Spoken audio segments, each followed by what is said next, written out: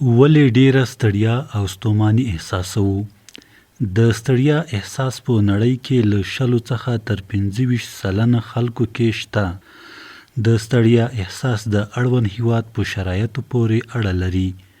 په هغو هیوادونو کې چې جګړه روانه وي یا زلزلې ډېرې کیږي او یا هم اقتصادي ستونزې موجودې وي، هلته لوړه فیصدي خلک د ستړیا احساس کوي. د ستړیا د دې احساس د له منځه وړلو لپاره 8 لارې چارې شته.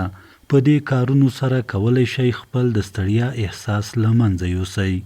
لومړی، په خپلو حواسو تمرکز ولرئ. کله چې تاسو د ستړیا احساس کوئ نو ډېری منفي فکرونه مو ذهن ته راځي او ژوند درته سخت کوي. تاسو ډېری وخت د خواشینۍ، غوسې او ناهیلۍ احساس کوئ. په دې اړوند د ارواپوهنې څېړنې ښیي چې په خپلو حواسو تمرکز درلودل ستاسو ذهن ته مثبت او انرژي ورکوونکي فکرونه راوړي. همدا د انسانانو د ذهني آرامتیا لپاره ګټور تمامیږي. دوهم، خندا وکړئ.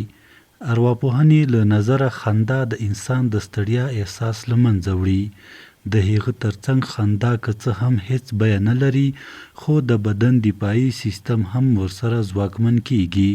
دریم، ځانونه مه زنداني کوئ. ډیر ځانونه مه ګوښه کوئ. کله چې تاسو یوازې کیږئ نو ګڼ منفي او ناهیلي کوونکي فکرونه مو ذهن ته راځي. ډیر وخت له ښو ملګرو سره تیر کړئ او د ستونزو پر مهال له هغوی څخه مرسته وغواړئ. څلورم، بدګمانه او منفي فکر لرونکي خلک له خپل ژوند څخه وباسئ. تاسو باید د دې توانایي ولرئ ترڅو منفي افکار په مثبتو بدل کړئ. کله چې تاسو په خپل ژوند کې بدګمانه او منفي فکر لرونکي کسان جذبوئ، ستاسو منفي افکار پاتې کېدلو ته نوره بهانه نه جوړیږي. د هغوی په ځای مثبت فکر لرونکي او اعتمادي کسان خپل ژوند ته راولئ. له دې سره به ستاسو ذهن ته مثبت او انرژي ورکوونکي افکار راشي. پنځم، ګټور خواړه وخورئ. ویټامین ډي کولی شي ستاسو ستړیا احساس او ډېرې نورې ناروغۍ له منځه یوسي. هره ورځ داسې خواړه وخورئ چې ویټامین ډي او نور اړین ویټامینونه ولري. شپږم، ورزش وکړئ. که څه هم د ستړیا پر مهال ورزش کول ستونزمن کار دی، خو بیا هم د ستړیا د لرې کولو په موخه پرله پسې منظم ورزش وکړئ.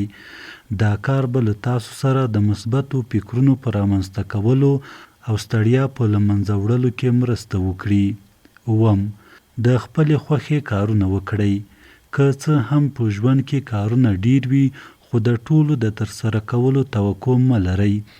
د هغه ترڅنګ د خپلې خوښې کارونه په رضاکارانه توګه وکړئ او یا هم د خپلې دندې لپاره داسې ځای وټاکئ چې ستاسو د خوښې وړ وي. اتم، باغباني وکړئ. که څه هم ستاسو ممکن باغ ونه لرئ، خو بیا هم په خپلو کورونو کې ونې کېنوئ او وخت په وخت اوبه ورکړئ. د هغه ترڅنګ شنو ځایونو ته ولاړ شئ او د طبیعت له ښکلا څخه خوند واخلئ. د دې 8 ټکو په عملي کولو سره ستاسو د ستړیا احساس له منځه ځي. تاسو په بشپړه توګه په یو با انرژي انسان بدلیږئ. د یادونې وړ ده چې ستاسو ډیری انرژي ستاسو منفي فکرونه له منځه وړي، مګر برعکس مثبت فکرونه تاسو ته انرژي درکوي. درنو لیدونکو، د ارواپوهنې او علمي معلوماتو لپاره زموږ چینل سبسکرایب کړئ. ارواپوهنه او علمي معلوماتو چینل ستاسو په ژوند کې مثبت بدلون راولي.